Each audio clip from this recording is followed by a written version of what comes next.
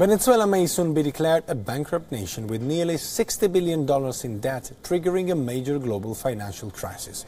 The Latin American nation has defaulted on many debt payments, including those to the Indian and oil gas major ONGC.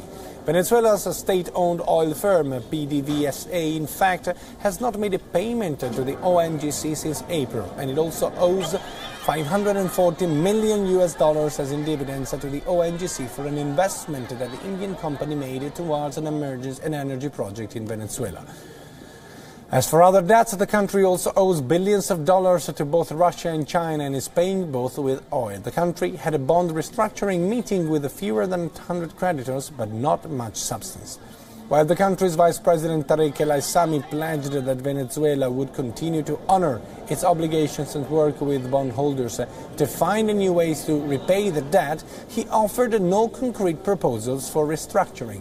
Today, the International Swaps and Derivatives Association will meet again to consider whether PDVSA's delayed debt payments will cause default.